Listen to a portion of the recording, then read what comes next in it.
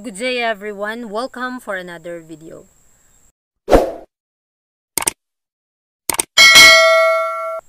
Sa oras na ito, purihin ang Panginoon, binagkalooban niya na ulit tayo ng panahon upang pag-aralan ang chapter 16 ng The Voice in Speech and Song, entitled Kapangyarihan sa Otoridad na May Kasipagan. Samahan niyo po akong pag-aralan ito. Positibong otoridad. Ang mga praktikal na katotohanan ng kanyang binigkas ay may kapangyarihang nakakumbinsi at nakakuha ng atensyon ng mga tao. Maraming tao ang nagtagal sa kanyang tabi, namamangha sa kanyang karunungan. Mga kapatid, ang ating Panginoong Hesus ay napakaganda. Kung tutuusin, ang bawat salita na kanyang sinasabi ay talagang katotohanan. At ito'y nagbibigay kaunawaan sa mga taong mangmang. Nagbibigay sa kanila ng karunungan na kung saan, kung ito'y ating ma-adapt din sa ating buhay, magbibigay sa atin ng mga bagay na pawang makalangit lamang. At maraming mga taong nakikinig sa kanyang mga salita at tumimo ito sa kanilang mga puso. Sa pagpapatuloy, ang kanyang paraan ay tumutugma sa mga dakilang katotohanan na kanyang ipinahayag. Walang paghingi ng tawad, walang pag-aalinlangan, ni anino ng pag-aalinlangan o kawalan ng katiyakan na maaaring iba ito sa kanyang ipinahayag. Binanggit niya ang makalupa at makalangit, ang tao at ang banal, na may positibong otoridad, at ang mga tao ay namangha sa kanyang doktrina sapagkat ang kanyang salita ay may kapangyarihan. Mga kapatid, ito po yung pinakamabisa kapag ito yung ma-adapt natin sa ating buhay. Ito yung pinakamabisang epekto ng katotohanan sa buhay ng tao. Kapag ginamit na tayo ng ating Panginoon na sabihin ang katotohanan, ang kapangyarihan na lumalabas sa bibig ng ating Panginoon ay lalabas din sa ating mga salita. Kaya gamitin po natin ang pinagkalooban at biyaya at mga talento sa kanyang banal na gawain upang sa mga bagay na kanyang tinuro sa atin ay ating makita sa ating buhay, ma-adapt sa ating personal na buhay na may positibong otoridad at upang ang mga tao ay makinig sa ating mga sinasabi. Otoridad eksklusibo sa kanyang sarili. Si Kristo ay nagturo ng may otoridad. Ang sermon sa bundok ay isang kahangahangang produksyon, ngunit napakasimple kung kaya't ang maaaring pag-aralan ito ng isang bata nang hindi naliligaw. Ang bundok ng mga beatitude ay isang sagisag ng mataas na kataasan kung saan nakatayo si Kristo. Nagsalita siya ng may otoridad na tanging sa kanya lamang. Napakaganda mga kapatid. Sinasabi dito na ang salita ng Panginoon nagbibigay ng kagalakan sa puso ng mga tao, at habang sinasabi niya ito, punong-puno ito ng kaunawaan at karunungan na dapat nating pag-aralan. Kaya nga ang sermon niya sa bundok ay isang kahangahangang produksyon na dapat nating maipabatid sa mga tao. At kahit sa pinakasimpleng wika na kung kaya't maaring pag-aralan kahit mga bata, ang mga salita ng Panginoon ay ito'y magbibigay intindi sa mga taong mababa ang pinag-aralan. Kaya ang kanyang mga salita ay may otoridad na tanging sa kanya lamang. Mga kapatid, pinapakita din dito na yung salita ng Ama ang siyang sinasabi din ng anak. Kaya sa pagpapatuloy, haring otoridad sa mga saserdote sa templo. Nagsalita si Kristo ng may otoridad ng isang hari, at sa kanyang pagpapakita at sa tono ng kanyang tinig, naroon ang wala silang kapangyarihang labanan. Sa salita ng utos at natantos nila, gaya ng hindi nila napagtanto noon, ang kanilang tunay na posisyon bilang mga mapagkunwari at mga tulisan. So, sa puntong ito mga kapatid, nagpapakita dito yung otoridad din ng ating Panginoon. Paano siya nakitungo sa mga hari at saserdote sa templo. Nagsalita ang ating Panginoong Hesus na may otoridad doon sa loob ng templo. At nagpapakita ng tono ng kanyang tinig na nagbibigay ng kaunawaan sa kanila. So naroon ang walang mga kapangyarihan na siyang lumaban sa tono ng ating Panginoon. Paano niya ibinabatid ang mga katotohanan sa kanila. Kaya tayong mga tao, pwede din po tayong gagamitin ng Panginoon kung saan niya man tayo dadalhin. Kahit sa pinakamataas pa na posisyon ng mundo, kapag ginamit tayo ng Panginoon, walang makakapigil doon. Hindi mapaglabanan na puwersa. na may kalinawan at kapangyarihan ay sinabi niya, ang mga salitang darating sa ating panahon bilang isang kayamanan ng kabutihan, anong mahahalagang salita ang mga iyon at kung gaano kapuspos ng pampatibay loob. Mula sa kanyang banal na mga labi ay bumagsak ng may kapuspusan at masaganang katiyakan ang mga pagpapala na nagpakita sa kanya na bukal ng lahat ng kabutihan at na kanyang karapatan na pagpalain at kintalan ang isipan ng lahat ng naroroon. So sa puntong ito, makikita natin na walang puwersang mapaglabanan o hindi maipaglalaban na puwersa yung katotohanan. Alam natin mga kapatid na once na ang salita ng Panginoon ay ating naangkin na napakalinaw na ating natanggap, ito'y sinasabi niya sa atin na may kabaitan at kinakailangan na puspos ito ng kabanalan. Na darating man sa ating mundo ang kapahamakan, ang grabing kalungkutan na siyang nagiging dahilan kaya tayo nalulumbay minsan. Ngunit ang salita ng Panginoon ay patuloy na nagpapatibay loob at nagpupuspos ng kagalakan sa bawat pusong mahihina. At patuloy siyang nananawagan sa mga taong nakakaalam ng katotohanan na kinakailangan na yung bawat salita na bumabagsak sa pandinig ng mga tao at lumalabas sa ating mga dila ay inawa ito'y maging simbolo ng kanyang pagpapala, ng kanyang pag-ibig sa bawat isa. Dahil ito po yung bukal ng buhay na dapat dumadaloy sa atin. May mga pagkakataon na si Kristo ay nagsalita na may otoridad na pinauwi ang kanyang mga salita ng may hindi mapaglabanan na puwersa, na may labis na pakiramdam ng kadakilaan ng tagapagsalita. At ang mga ahensya ng tao ay lumiit sa kawalan kung ihahambing sa isa na nauna sa kanila. Labis silang naantig, ang kanilang isipan ay humanga na siya ay inuulit ang utos mula sa pinakamabuting kaluwalhatian. So, mga kapatid, napakaganda na sa ating mga salita ay maging katulad nawa tayo ng ating Panginoong Hesus na napakadakila ang kanyang mga sinasabi. Ito yung mga pagkakataon na si Kristo ay nagsalita na may dakilang otoridad at ito yung nag-uuwi sa kanila ng kapuspusan ng kabanalan at ito'y hindi mapaglabanan na puwersa. Ito yung labis na nagbibigay ng kadakilaan sa kanilang pakiramdam, na nagbibigay kaunawaan sa mga taong hindi makaunawa. Kaya ang mga ahensya ng tao ay kinakailangan na makipag-ugnayan sa ahensya ng langit para matupad natin ang kalooban ng ating Panginoon at magawa natin ang kanyang mismong gawain. Habang tinawag niya ang mundo upang makinig, sila ay nabighani at ang pananalig ay pumasok sa kanilang isipan. Ang bawat salita ay gumawa ng isang lugar para sa sarili nito. At ang mga nakikinig ay naniwala at tumanggap ng mga salita na wala silang kapangyarihang labanan. Ang bawat salita na kanyang binigkas ay tila sa mga nakikinig bilang buhay ng Diyos o bilang buhay ng Diyos. Napakaganda mga kapatid kapag ito yung ma-adapt natin sa ating buhay, na habang tinatawag ng ating Panginoong Hesus ang mga tao sa mundong ito na kinakailangan tayong makinig ng kanyang mga salita. Sila ay nabighani at walang mga kapangyarihan o puwersa ng mga matatilinong tao ang makakapaglaban ng katotohanan ito. Once ang tao, humahangad na siyang maligtas, humahangad na siyang makainom ng tubig ng buhay na nanggagaling sa langit, mapapansin natin na hindi ito mapipigilan ng kahit na sino. At walang makakapigil nito kahit bagyo man ang pagsubok. At kapag tayong mga tao, mas pinili natin si Kristo sa lahat ng bagay dito sa mundo, nalalaman natin na bibigyan niya tayo ng katatagan sa ating mga pananampalataya at malalaman natin na ang nagsasalita nito ay pawang buhay ng Diyos. Kapangyarihang tulad ng isang malakas na bagyo. Si Kristo ay nagsalita ng may kapangyarihang umindayog sa mga tao tulad ng isang malakas na unos. Nasusulat, ang aking bahay ay tatawaging bahay dalanginan, ngunit ginawa ninyo itong yungib ng mga magnanakaw. Ang kanyang tinig ay parang trumpeta sa loob ng templo. Ang sama ng loob ng kanyang mukha ay tila tumutupok ng apoy. May otoridad siyang nag-utos, kunin mo rito ang mga bagay na ito.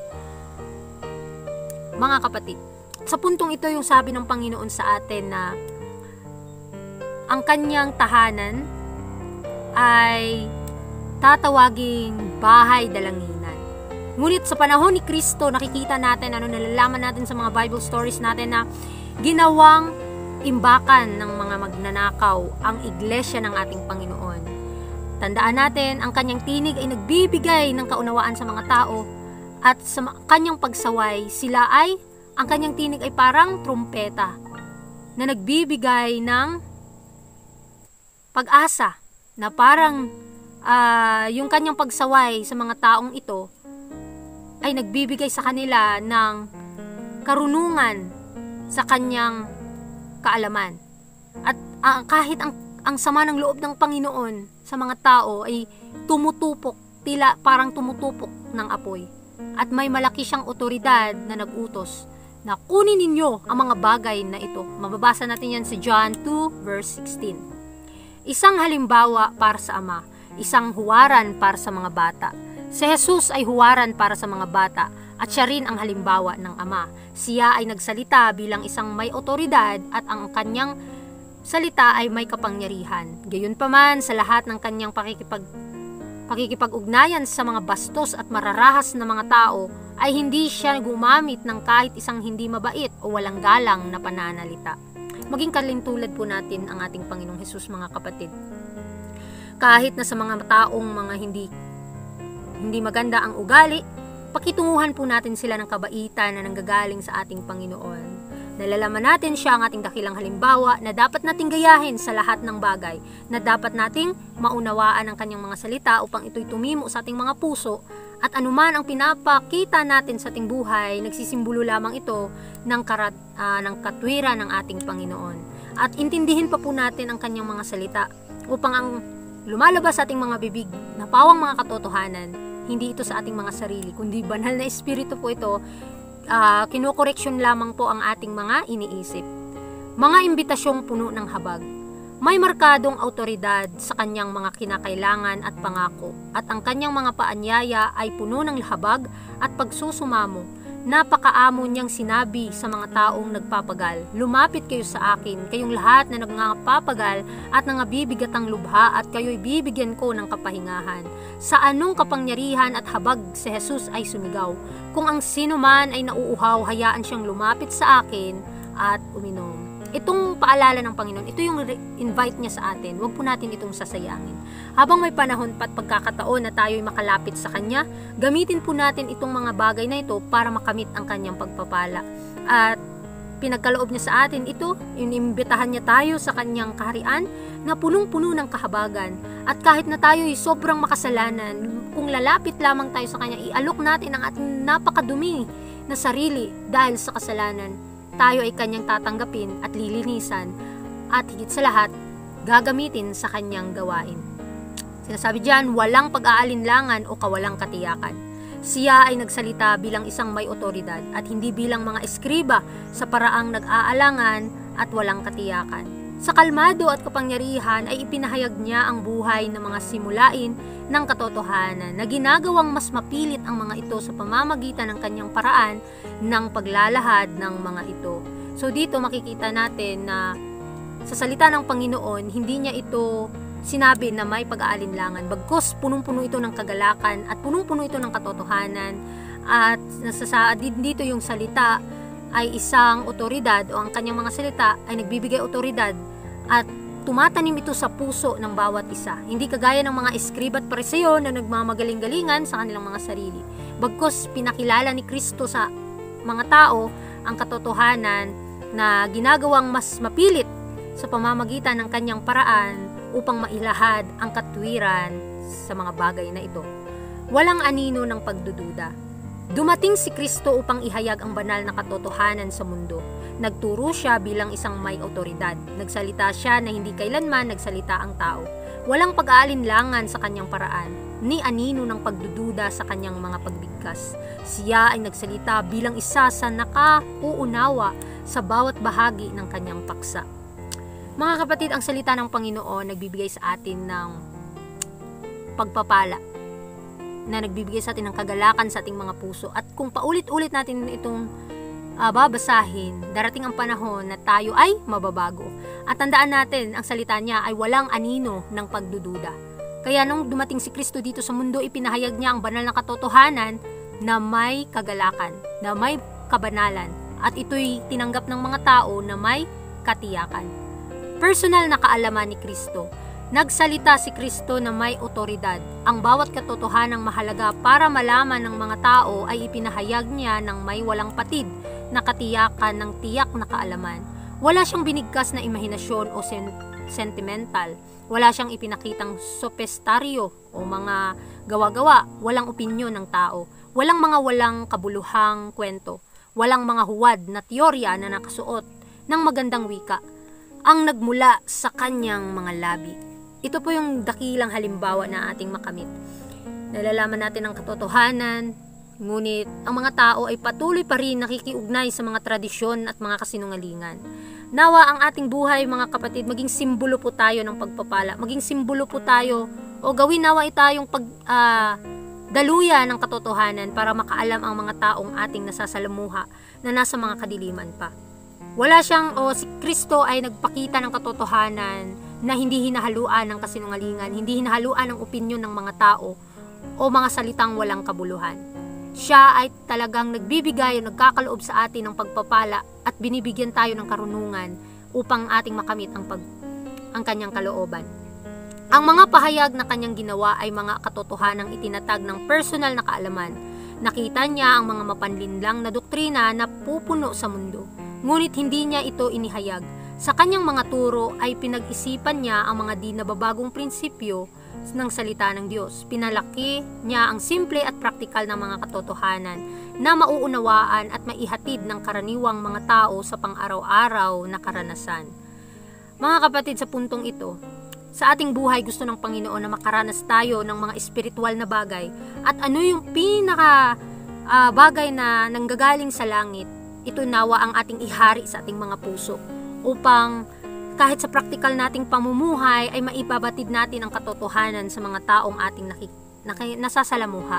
At ang prinsipyo ng salita ng Diyos, ito yung pinakasimple at praktikal na dapat nating malaman at ito yung maihatid natin, especially sa personal sa buhay natin. Maihatid natin sa mga tao kahit na nasa training tayo, especially nasa loob tayo ng samahan, ng ating samahan sa paglilingkod sa ating Panginoon. Kinakailangan na hindi po tayo exempted na tuksuhin o subukan. Ngunit pinipigyan tayo ng paalala ng Panginoon paano natin siya susundin. Sigasig at katiyakan. Nang magsalita si Jesus, hindi ito ng may pag-alinlangan, na may pag-uulit ng mga salita at pamilyar na mga figura. Ang katotohanan ay nagmula sa kanyang mga labi na nakasuot ng bago at kawili-wiling mga representasyon na nagbibigay o nagbigay dito ng pagiging bago ng isang bagong paghahayag. So, nagbibigay ng illustration ng ating Panginoon sa isang bagay na kawili-wiling representasyon at ito'y nagbibigay ng pagiging bago sa isang bagong pahayag na nanggagaling sa langit. Nawa ay meron tayong kasigasigan at katiyakan na nagmumula sa kanyang kaluwalhatian, na magsalita tayo na naaayon sa kanyang kalooban upang hindi po tayo magkasala every now and then sa kanyang harapan. Ang kanyang tinig ay hindi kailanman itinaas sa isang hindi likas na susi, at ang kanyang mga salita ay dumating ng may kataimtiman at katiyakan na angkop sa kanilang kahalagahan at ang mahalagang bunga na nakasangkot sa kanilang pagtanggap o pagtanggi.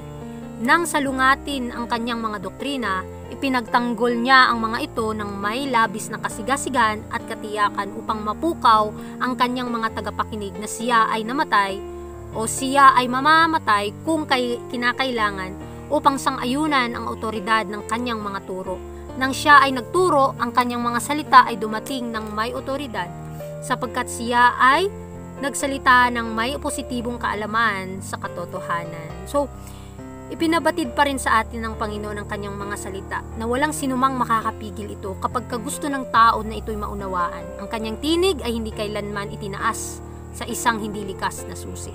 Bagkus, ang kanyang tinig ay nagbigay ng katotohanan, kagalakan sa puso ng mga tao. At ito'y nagbibigay kataimtiman at katiyakan sa angkop sa kanilang kahalagahan. At kinakailangan na maibunga natin ang katwiran ng ating Panginoon.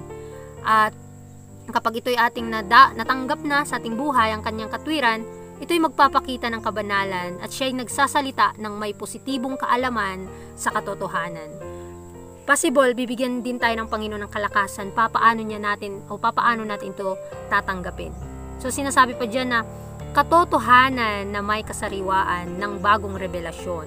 Ang katotohanan ay hindi kailanman naglaho sa kanyang mga labi, hindi kailanman nagdusa sa kanyang mga kamay, dahil sa kakulangan ng perpektong pagsunod sa mga kinakailangan nito. Sa layuning ito, ako ay isinilang pahayag ni Kristo, at dahil dito ay naparito ako sa sanglibutan upang ako ay magpatotoo sa katotohanan. At ang makapangyarihang mga prinsipyo ng katotohanan ay nahulog mula sa kanyang mga labi, na may kasariwaan ng isang bagong paghahayag. Ang katotohanan ay sinabi niya ng may kataimtim na katumbas ng walang katapusang kahalagahan nito, at sa mahalagang resulta depende sa tagumpay nito.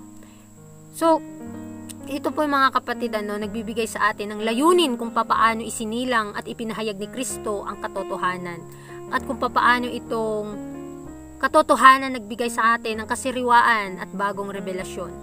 At ito kailanman ay naglaho o kailanman ito'y nagbibigay sa atin ng katalinuhan, at hindi kailanman nagdusa sa kanyang mga kamay dahil sa kakulangan ng perpektong pagsunod sa mga kinakailangan nito.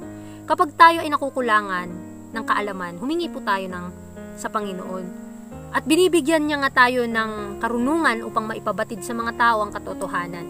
At ito'y magpapatotoo at magbibigay kapangyarihan sa prinsipyo ng kabanalan, at ito'y nahuhulog sa kanyang mga labi na may kasariwaan, paghahayag, at bagong katumbas ng walang katapusang kahalagahan. At ito'y depende sa tagumpay na inilahad ng ating Panginoon. Sa pagpapatuloy, masigasig at kapangyarihan. Ang mga salita ni Kristo, bagamat mahinahong binigkas, ay binigkas ng may kataimtiman at kapangyarihan na pumukaw sa puso ng mga tao. Nakinig sila para sa isang pag-uulit ng walang buhay na mga tradisyon at mga kahilingan ng mga rabi, ngunit walang kabuluhan. So sa puntong ito mga kapatid ay nagbibigay sa atin ng paalala paano yung masigasig na kapangyarihan na dapat nating maipabatid sa mga tao. Sinasabi dyan na yung mga salita ni Kristo, ito'y binigkas ng mahinahon at may kataimtiman na may kapangyarihan na nagdudulot na sa kanila ng kaligtasan. Pumupukaw din po ito sa mga puso ng bawat isa. Ngunit maraming mga tao kahit nakakaalam na ng katotohanan, patuloy pa rin silang nakikiugnay sa kanilang mga tradisyon at mga kahilingan ng mga matataas na posisyon ng mga tao, kagaya na lang ng mga Pariseo at Iskriba. Ngunit ito'y walang kabuluhan. Nawa sa ating buhay din ngayon, ipakita natin ang katotohanan, at wag na po natin ihari sa ating mga puso ang mga kasinungalingan. Sabi diyan, sila ay namangha sa kanyang turo sapagkat sila'y tinuruan niya na gaya ng may kapamahalaan at hindi gaya ng kanilang mga eskriba. At ito na po ang nagpapakita sa atin ng kagalingan sa ating mga kaluluwa. At nagpipakita din sa atin ng halimbawa kung paano siya pakitunguhan, yung paano sundin ang kanyang mga kalooban. Ang ating Panginoon nagbibigay din sa atin ng paalala na kung paano ang mga taong nakikinig sa kanya ay namangha at tinuturuan sila gaya ng kanyang paggawa. Pagpapalakas ng loob sa pagmamahal at paglalambing. Narinig nila siya sa pag-ibig at pagmamahal na nagsasalita ng nakapagpapatibay sa mahihina at nagdurusa. Narinig din nila siya sa isang tinig ng otoridad na sinaway ang kapangyarihan ni Satanas at pinalaya ang kanyang mga bihag.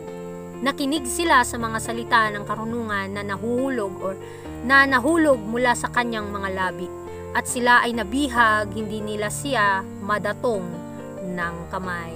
So, ang kapangyarihan din pala ng salita ng Panginoon, ito yung nagbibigay lakas ng loob na may pagmamahal at lambing. At kung tayo ay laging nakikinig sa salita ng Panginoon, makakamit natin ang tunay na kagalakan sa ating mga puso, dahil ito po'y nagbibigay pagpapatibay loob sa mga mahihina at nagdurusa. At kapag lagi nating pinapakinggan at naririnig ang kanyang mga salita, ito din ang isang tinig ng otoridad na kailanman ang kapangyarihan na ito dumudulot ng pagsaway mula sa kaaway at pinalaya tayo mula sa kasalanan tungo sa kabanalan. Kapag tayo ay tumimo sa katotohanan, ang ating isipan ay nakasentro lamang sa Kanya, tayo ay mabibihag sa Kanyang kabanalan. Bigyan nawa natin ng lugar sa ating mga puso ang katotohanan upang ang Kanyang katwiran ay ating ma-adapt sa ating buhay. Kaya mga kapatid, sa pag-aaral natin sa chapter 16, nagbibigay talaga sa atin ng paalala dahil marami tayong dapat na baguhin sa ating buhay. Sa pagsasalita, sa otoridad pa, paano niya sinasabi ang katotohanan na may kapangyarihan at kasipagan. Ipanalangin po natin sa ating Panginoon na bigyan niya tayo ng positibong pag-iisip, na maipabatid natin ang katotohanan na may kabaitan at kabanalan sa ating pagbigkas nito. At upang ito'y magkakaroon ng pagkakakumbinsi sa mga tao para sila ay makaunawa dito. Dahil ang salita na binibigkas natin sa mga oras na ito, ang mga salita ng Panginoon, mga kapatid, ito'y sinasabi ng Panginoon na siyang buhay, espiritu ng buhay. Kaya muli, maraming salamat sa inyong pakikinig. Kung meron po kayong mga katanungan regarding sa ating napag-aralan, please comment down below. At muli, maraming salamat at God bless sa ating lahat. Dakila ka, O Diyos, tapat ka ng tunay, magmula pa sa ugat ng aming lahi. Mundo'y magunaw man maaasa,